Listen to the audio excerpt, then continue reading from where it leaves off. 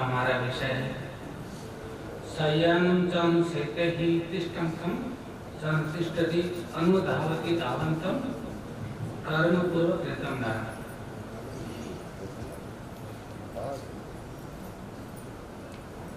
वस्तुतः ये कर्म प्रधान श्लोक है। वैसे आप प्रत्येक वर्ष हम लोग यहाँ कर्म योग के बारे में रखते हैं, उसमें और इसमें क्या फर्क है? कोई भी देखिए चाहे श्लोक हो, कोई भी वाक्य हो, उसका जो तात्पर्य होता है वो उसके प्रसंग से निकाला जाता है। किस प्रसंग में वो कहा गया है वही बात है, उसका अर्थ बदल जाता है। सच पूछा जाए तो आत्मा में कर्म है ही नहीं, निष्काम कर्म योग ठीक है, निष्काम कर्म योग होना चाहिए। यहाँ पर एक ऐसे व्यक्ति को आप लोगों ने पूर्व वक्ताओं से सुना कि धृतराष्ट्र जो कर्म मूढ़ था, कर्तव्य मूढ़ था, विलाप कर रहा था, दूसरों पर आरोप लगा रहा था,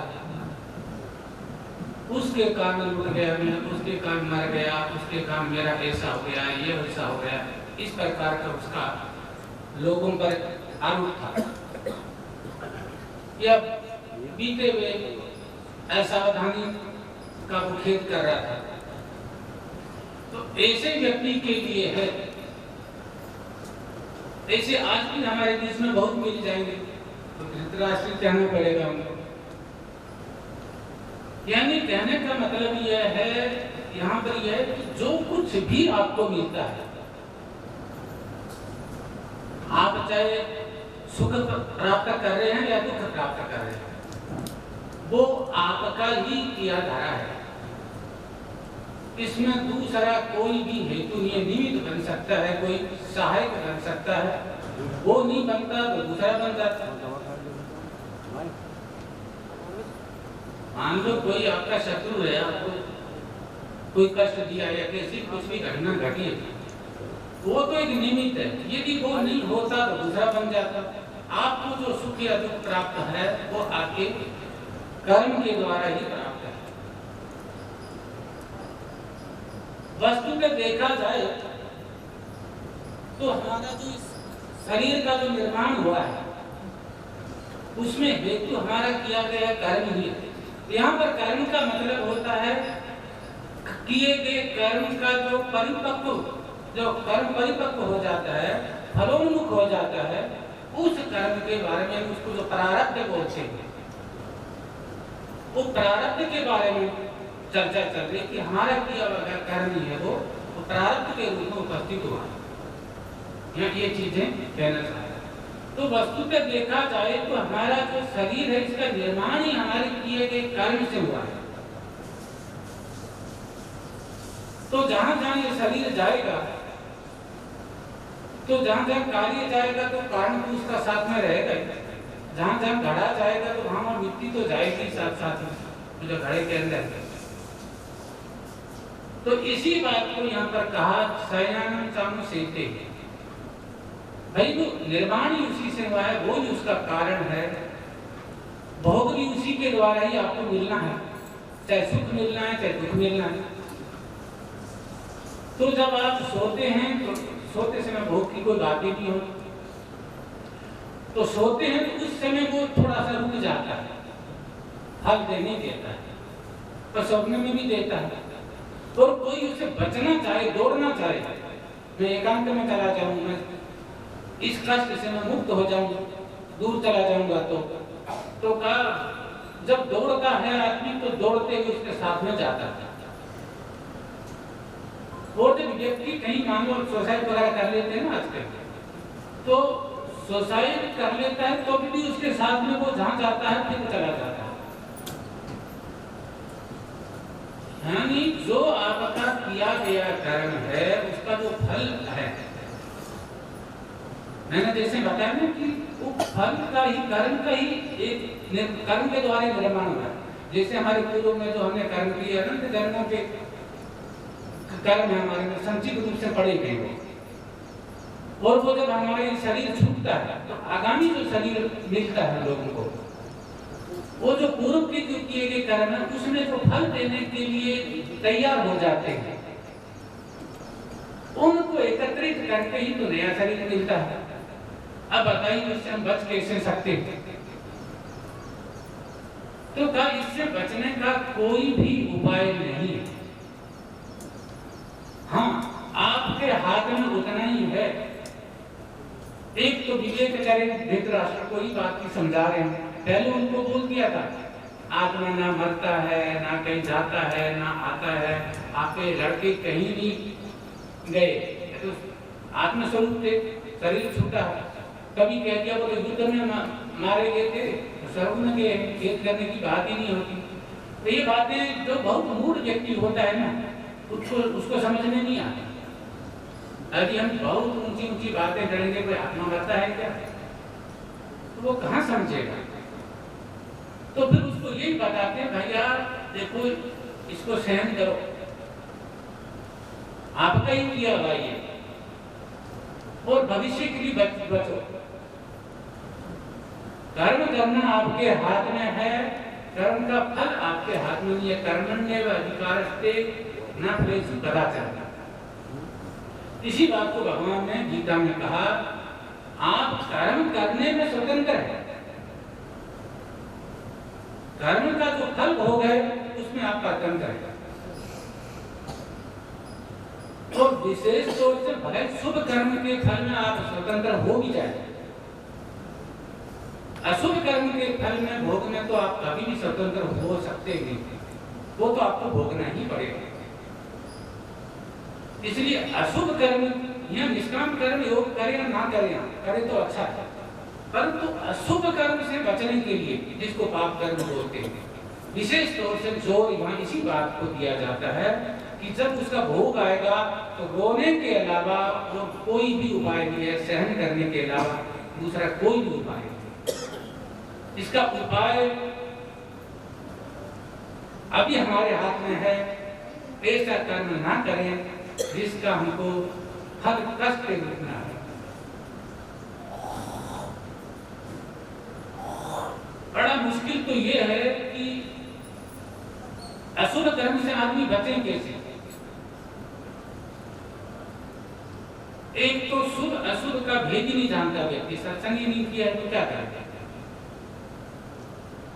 दूसरा, आसपास में कुछ चीजें ऐसी देखी जाती है जो विपरीत ज्ञान हो जाता है, उसमें हेतु बन जाती है। देखिए हमारा शास्त्र का सिद्धांत है, जैसे किसी को धन की आवश्यकता हो तो सीधी बात है शास्त्र में उपाय बताए, शुभ कर्म बताए गए, परंतु देखा जाता है कि शुभ कर्म कोई करता है तो उसका फल तत्काल दिखता नहीं है। लोग बोलते जो धर्म करते हैं, ये करते हैं, ध्यान करते हैं, हम दुखी देखते हैं, क्योंकि एक समय रहता है फल को पकने में, तो व्यक्ति को दिखता नहीं है कि ये तुरंत उसने कोई अच्छा कर्म किया और उसको फल दिखाई दे गया। पर होता क्या है, अशुभ कर्म का फल होता है वो बड़ा जल्दी दिखता है, ऐसा लगता है कि पुण्य के रूप में दिखता है। जैसे मान लो कोई आदमी घूस खाता है, घोटाला करता है, तो पैसे कमा लेता है, तो व्यक्ति को क्या लगता है कि ये जो धन प्राप्ति है ना, ये सबसे आसान तरीका है, यज्ञ करो, ये करो, पुण्य करो, सत्कर्म करो, धन कब आएगा। तो व्यक्ति क्या होता है, विपरीत ज्ञान हो जाता है। हालांकि घूस खाना, किसी से लूटपाट करना, चोरी करना, ये तो भाई पाप कर्म है ना, इसका फल तो अशुभ होना चाहिए। तो देखा जाता है हमारे समाज में कि वो दो व्यक्ति धनवान हो जाते हैं, इस विपरीत ज्ञान हो जाता है, तो व्यक्ति भी क्या करता है, विपरीत कर्म करने लगता है, आसपास में देखता है। वस्तुतः वो ऐसा है नहीं। यदि कोई आदमी अशुभ कर्म किया, यानी चोरी किया, घूस खाया, और आपको बड़ा धनवान दिखा है, तो वो उसका फल नहीं ऐसा पूछा जाएगा, वो उसका फल है नहीं। मैंने कि बहुत थोड़ा काफी नीचे लेवल में उतर के बात कर रहा हूँ अभी, कि वेदांत और निष्काम कर्म योग और ये थोड़ा सा किनारे रख के बात कर रहा हूँ, क्योंकि बहुत लोग इसी प्रकार की सुनने के अधिकारी हैं। और प्रसंग भी इसी प्रकार का ही है, प्रसंग उसकी व्याख्या करना चाहिए। तो व्यक्ति को क्या लगता है कि ऐसा होता, परंतु ऐसा होता नहीं है जैसे धनवान देखे जाते हैं। उसको यदि धन प्राप्ति हो रही है तो वो तो एक निमित्त है, उसका कोई न कोई पुण्य है पूर्व का, उसका पुण्य का उसका फल के रूप में वो धन उसको दिखाई दे रहा है, धनवान दिखाई दे रहा है। और वो जो वर्तमान में जो कुछ कर रहा है वो उसका फल नहीं है, वर्तमान में तो जो करेगा उसका फल तो उसको आगे दिखाई देगा, और अभी वो जो कर रहा है वो उसका पूर्व का। और आप देखते हैं कहीं एक आदमी घूस करता है, घूस प्राप्त करके धनवान हो जाता है, बड़ा सुखी दिखाई दे रहा है, और एक आदमी बेचारा पहली बार घूस लेता है और जेल में चला जाता है, जेल में चला जाता है, नौकरी से निकाल दिया जाता है। इसका मतलब घूस यदि किसी के धनवान बनने में, धनी बनने में हेतु होता तो दोनों के लिए होता ना, नहीं। जो जेल में चला गया उसका कोई पूर्व का पाप उदय हुआ था, उसकी बुद्धि के अंदर बैठ गया ऐसा, और उसने करवा दिया, जेल में जाना उसका निमित्त था, वो जेल में जाना उसका समय था, वो चला गया। तो ना तो ये घूस से जो यहाँ या हम जो कुछ कर्म कर रहे हैं या कोई पाप कर्म कर रहे हैं उसमें हम लोग सुखी हो रहे हैं, तो ना तो उसका सुखी हो उसका है, और ना उसका वो है कि जो पाप कर्म कर रहे हैं उसका फल। हमने जो भी पाप कर्म किया उसका फल तो जो परिपक्व होगा तब दिखाई देगा, चाहे नरक में जाना पड़ेगा या कुछ आगे दरिद्र बनेंगे या कुछ बनेंगे, जो भी होगा हमारे साथ वो तो उस पर तब होगा, ये तो सिर्फ निमित्त है। हाँ, एक आपने इतना जरूर कर लिया, एक नया घूस कर्म और कर दिया, अशुभ कर्म और कर दिया। हम जो ये घूस कर रहे हैं, ये कर रहे हैं, आपने भरा या आपने पूर्व का आपने भोग रहे हैं, तो नया दुष्कर्म आपने कर दिया, उसका भोग आपको भोगना पड़ता। इसलिए कर्म करते समय हमारा कर्म शुभ होना चाहिए। यदि हमारा पहले का कर्म शुभ है तो कोई समस्या नहीं, तो धन आएगा हमारे पास में, और नहीं है तो नहीं आएगा, कुछ भी कर लो। हमारा कर्तव्य एक होता है कि शुभ कर्म करें, और फल जो है जैसा परिवार जो चल रहा है प्रवाह से भगवान पर छोड़ दे, वो आएगा। ऐसा कई बार क्या होता है, व्यक्ति जानता भी है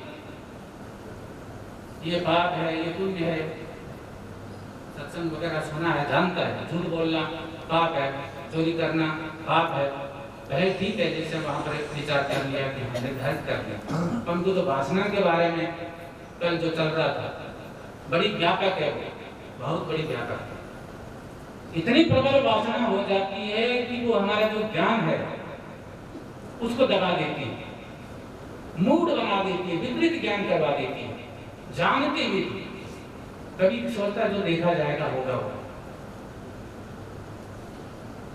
तो धन की वासना है, जानते हैं कि ये जो कर्म कर रहे हैं अशुभ है और इसका हमको आगे भोगना ही पड़ेगा, फिर भी व्यक्ति क्या होता है, वासना के वशीभूत होके और अशुभ कर्म के अंदर हो जाता है, प्रेरित हो जाता है।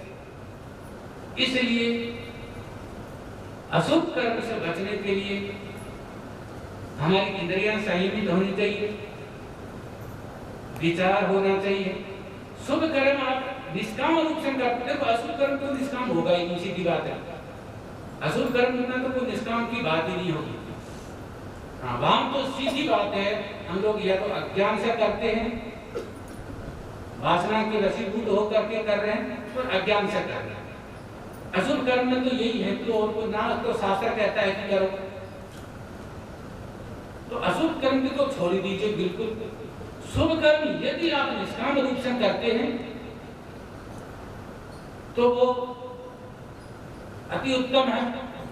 वैसे तो शास्त्र में जैसे निष्काम कर्म की होगा, एक निष्काम कर्म योग की बात आती है तो वो शुभ कर्म को बंधन का हेतु बताया है, परंतु यहाँ जो प्रसंग था, यहाँ धृतराष्ट्र को जो बताया गया है वहाँ कोई निष्काम कर्म योग वगैरह की तो नहीं बोला, उनको ये बोला है भाई जो आप जो भोग रहे हो, आपको जो आपके पुत्र मारे गए हैं, भाई बंधु जो भी मारे गए हैं, सब आपके जो रिश्तेदार मारे गए हैं, सब मर गए हैं, वो आपको जो दुख हो रहा है इसमें कोई निमित्त नहीं है, इस समस्या हमारी भी है, हम कभी क्या करते, भगवान पर भी आरोप लगा देते हैं। भगवान भी पता नहीं क्या क्या करता है, भगवान बरसात नहीं करवा रहा है, ऐसा बोल देते हैं। अरे भगवान बरसात नहीं करवा रहा है, भगवान आपका जो समष्टि रूप से जो पाप है, ये बरसात नहीं करवाना है, ये समष्टि रूप से जब जीवों का पाप उदय होता है तब इस प्रकार की घटनाएं होती हैं। भगवान की तो बात क्या, किसी कोई मैंने कहा उसमें हेतु नहीं बन सकता है। हाँ वो हेतु बनेगा। अब आप कई बार व्यक्ति दूसरा भी अर्थ कर लेता है कि किसी व्यक्ति को हक तो उसके ही प्रारंभ से मिला है, तो मैंने यदि कष्ट दिया है तो मेरा कोई गलती नहीं है, मैं तो सिर्फ निमित्त बना हूं। नहीं, आपका नया कर्म बन गया, आप हेतु बने। यदि किसी के पुण्य, किसी को सुख प्रदान करने में आप हेतु बने तो आपके लिए शुभ कर्म हो गया। और यदि आप किसी के अशुभ, किसी के आप ताप प्रदान करने में, कष्ट प्रदान करने में हेतु बन गए तो आपके लिए कुछ नया बन गया, वो आप उसका विषय है। इसलिए बात यही है, करते समय, हम कर्म करते समय हम सावधान रहें, और फल तो आएगा उसका। चल पड़ा है, जैसा हाथ से बाण छूट गया, छोड़ने से पहले हम विचार कर सकते हैं कि भाई छोड़ें कि ना छोड़ें, कि सामने वाले व्यक्ति पर ना छोड़े, पर हाथ से छूट गया और अब सोचें कि गलती हो गई, अब क्या हो गया, लगेगा उसके। तो ये जो हम लोग भोग रहे हैं, चाहे सुख भोग रहे हैं चाहे दुख भोग रहे हैं, ये तो छूटे हुए बाण जैसा है। इसमें विचार के अलावा और कोई उपाय नहीं है। विचार करें कि हमारा ही किया गया है, और आगामी जो है उसमें सावधान हो जाए। बात इतनी है, और इसी के साथ मेरा समय भी पूर्ण हो रहा है। मैं अपनी वाणी को विराम देता हूँ। हरिओम तत्सत, हरिओम तत्सत। इसी कर्म में आगे अनुरोध करता हूँ, चंदन देव अद्भुत आचरण ऋषि कैसे पधारे हुए कर्म पूज्य कर्म आदरणीय परम विद्वान स्वामी श्री अखंडानंद जी महाराज से।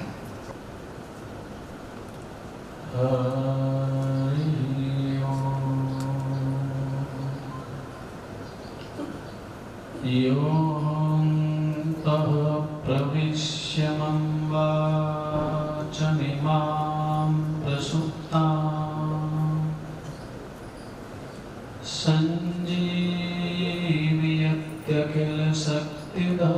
सञ्जीवयत्यखिलशक्तिधरस्वधाम्ना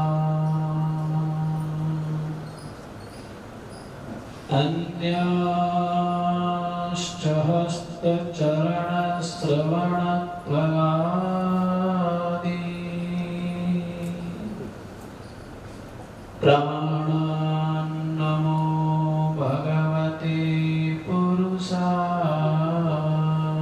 तुभ्यम्। ॐ शान्तः शान्तः शान्तिः।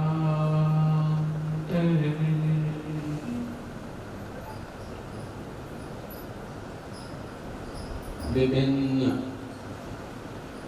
नाम रूपों में विराजमान परब्रह्म परमात्मा भगवान ओंकारेश्वर के रूप में, भगवान अमलेश्वर के रूप में, भगवान अभयेश्वर के रूप में, माँ नर्मदा के रूप में नमन करते हुए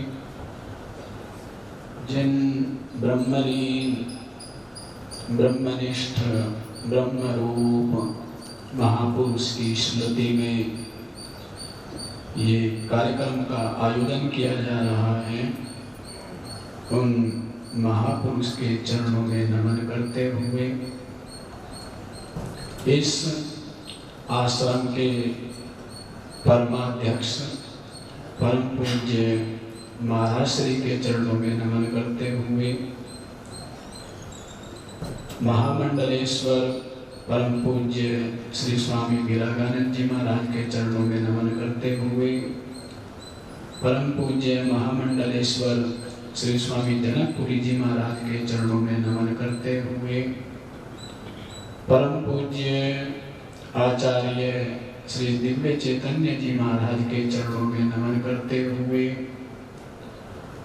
परम पूज्य महामंडलेश्वर श्री अभिषेक चैतन्य जी महाराज के चरणों में नमन करते हुए मंच का सुंदर संचालन करने वाले पूज्य श्रद्धेय श्री किशोर चैतन्य जी महाराज के चरणों में नमन करते हुए मंच पर विराजमान अन्य विद्वत तपापूत संत वृंद, समुपस्थित वीतरागी तपस्वी संत वृंद, सत्संग प्रेमी सज्जनों, भक्ति श्रद्धा में मातृशक्ति।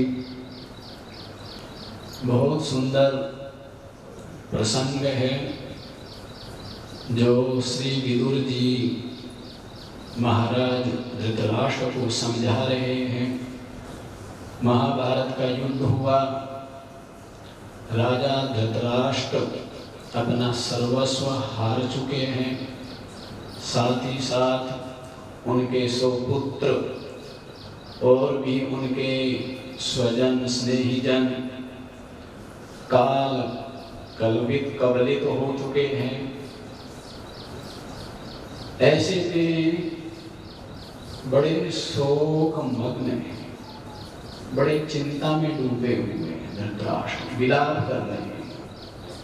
उनको धैर्य देने के लिए समझाते हैं कि राजन, सभी जीव अपने कर्म का ही फल भोगते हैं। कर्म से ही जन्म है, कर्म से ही मृत्यु है, कर्म से ही सम्मान है, कर्म से ही अपमान है, सुख है, दुख है, भूख है, भोजन है, सब कुछ कर्म से है।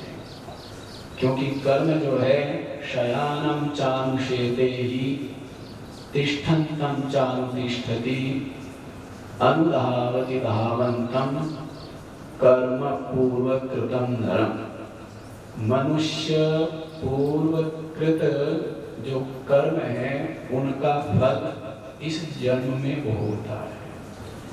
कर्म तो निरंतर इसके साथ लगा हुआ है, चिपका हुआ है, बिल्कुल एकाकार हुआ है। कल भी आप सुन रहे थे, वासना से कर्म होते हैं और कर्मों के द्वारा वासना का संचय होता है। ये जुड़े हुए हैं। कर्मों से वासना, वासना से कर्म और कर्मों के द्वारा वासनाओं का संचय चलता रहता है। कोई इस जाल में, जंजाल में जीव फंसा रहता है।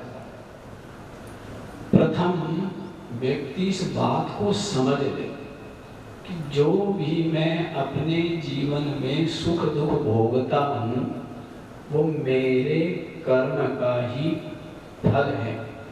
ये बात अच्छे से समझ में आ जाए तो न किसी से द्वेष करेगा, न किसी से ईर्ष्या करेगा, न किसी का अहित चिंतन करेगा, न किसी के प्रति अपने मन में दुर्भाव रखेगा। केवल ये छोटी सी बात समझ में आ जाए। लेकिन कहता है कि इसने मेरे को सुख दिया, इसने मेरे को दुख दिया, इसने मेरा अपमान किया, इसने मेरे को हानि पहुंचाई, इसने मेरे को कष्ट दिया, इसने मुझको विपत्ति में डाला। दूसरों को ही कारण समझता रहता है। और जब तक ये बात नहीं समझेगा, कितना भी जप करे, कितनी भी उपासना करे, कितने भी और अन्य साधन करे, वो सबके सब विशेष फलदायी नहीं होते। प्रथम ये बात समझ में अच्छे से आ जानी चाहिए, तो फिर दुर्भाव नहीं रहेगा, किसी के प्रति अहित चिंतन नहीं करेगा, तो दूसरों से द्वेष करता है, शत्रु भाव रखता है। क्योंकि अपने मान में, अपमान में, सुख में, दुख में दूसरे को कारण मानता है, दूसरे को कारण समझता है। ये बात साधक को संसारी समझ ले तो अच्छी बात है, लेकिन साधक को कम से कम गांठ मार लेनी चाहिए कि जो भी हानि लाभ जीवन मरण यश अपयश विधि हार। विधि क्या है? विधि अपने कर्म ही। जो भी जीवन में हानि है, लाभ है, जन्म जीवन है, मरण है, सब अपने ही कर्मों का फल, अपने ही कर्मों का भोग है। इस बात को समझें, चित्त शांत रहेगा, साधना में विशेष उन्नति होगी, प्रगति होगी, चित्त निरंतर प्रसन्नता से भरा रहेगा। बाहर अपने सुख दुख का, मान अपमान का, अपनी समस्याओं का कारण बाहर नहीं ढूंढेगा। और समस्याएं बाहर है भी नहीं, समस्याएं तो सबकी सब अंतर में है। व्यक्ति दूसरों को बदलना चाहता है। अब मान लीजिए आपके संपर्क में 100 लोग हैं, 99 लोग बदल गए, एक बदला नहीं, तो भी आपको दुख बना रहेगा,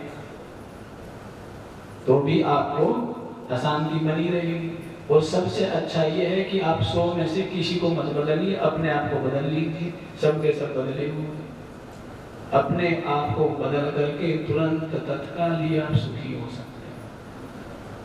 तो संसारी दूसरों को बदलना चाहता है और साधक अपने आप को बदल करके प्रसन्न रहता है, आनंद में रहता है। तो हमारे दुखों का कारण जैसे अज्ञान भी अंदर है, वासना भी अंदर है, और वासना कर्म की वासना, फल की वासना लेकर के ही कर्म करता है, तो ये भी अंदर ही है।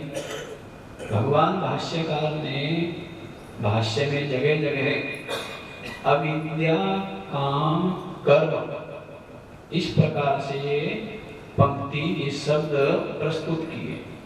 तो अविद्या जो अज्ञान है, उस अज्ञान से कामना है, जिसको कल वासना बोल रहे थे, वासना कहिए, कामना कहिए, संस्कार कहिए। तो अविद्या से कामना का जन्म होता है। अविद्या से कामना का जन्म कैसे होता है? क्योंकि हम स्वरूप से तो ब्रह्म हैं, स्वरूप से तो पूर्ण है, स्वरूप से तो सच्चिदानंद घन है, लेकिन जैसे अपना स्वरूप भूले तो अपने आप को जीव मानते हो। भूलना ही अज्ञान है, स्वरूप का बोध न होना यही अज्ञान है।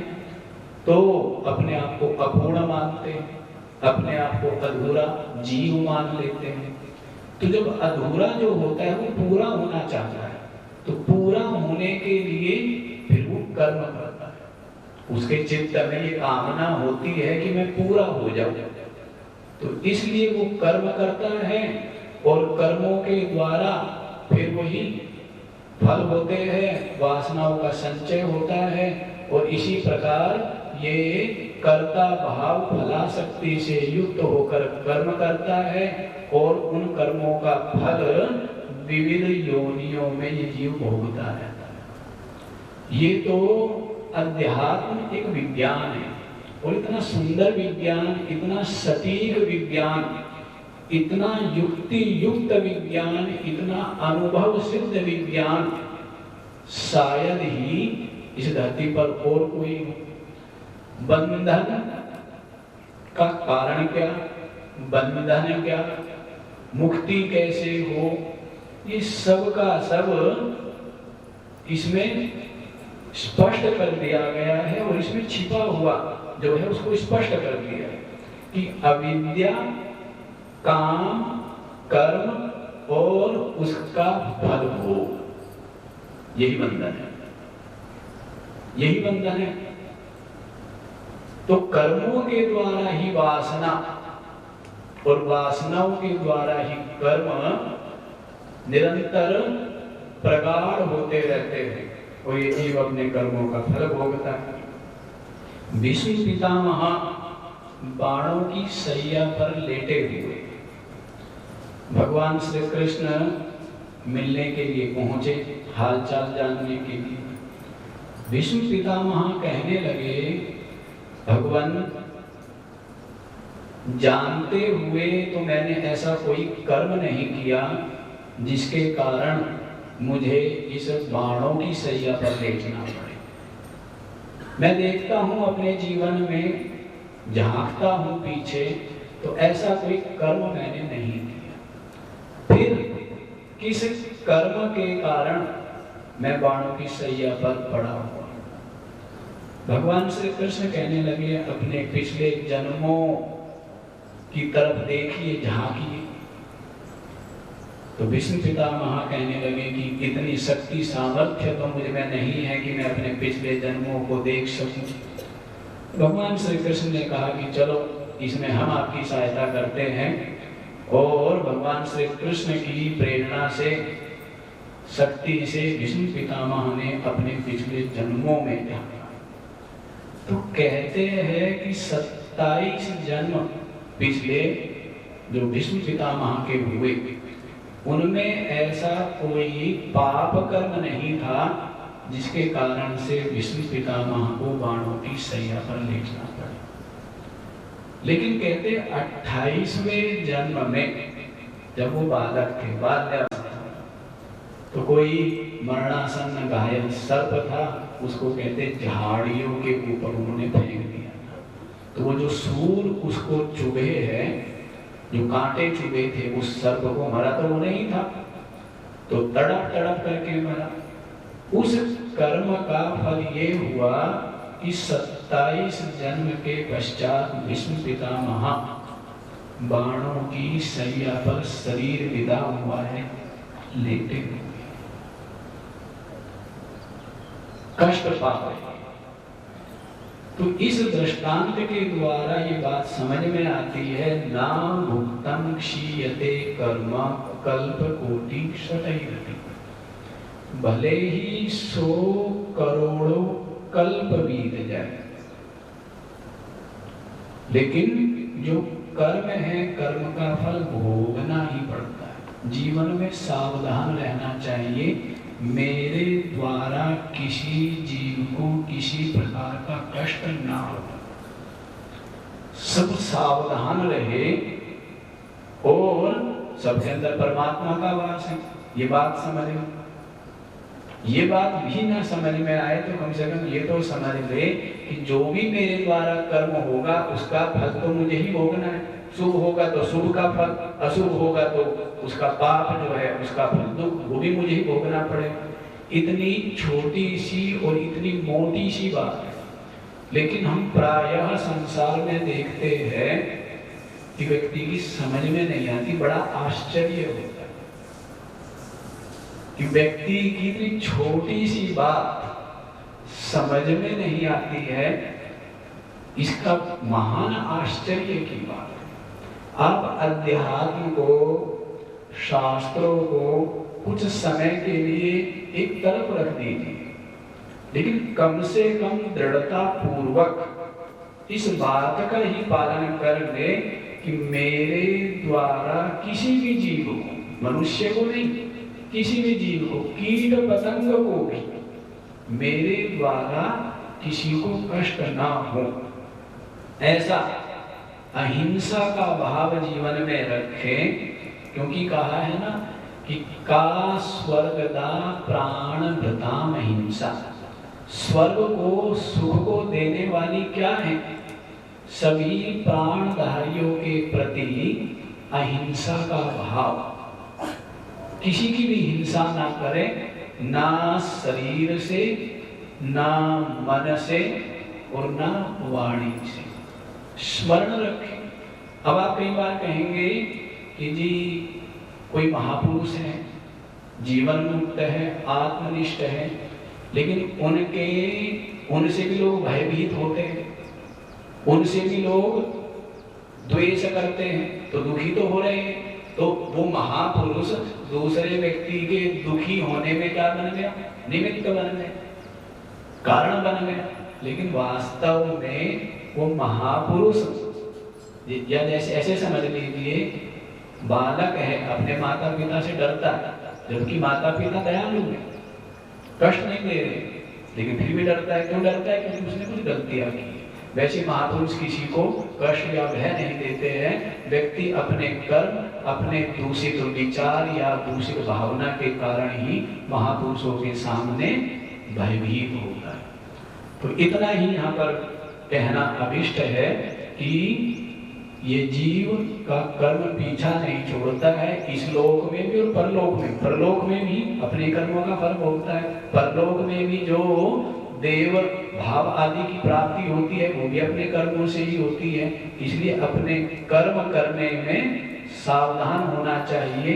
अपने विचार, अपना आचार, अपने कर्म ये बिल्कुल सात्विक होने चाहिए, सत्कर्म होना चाहिए। इतना व्यक्ति ध्यान रखे तो जीवन में निर्भय रहेगा।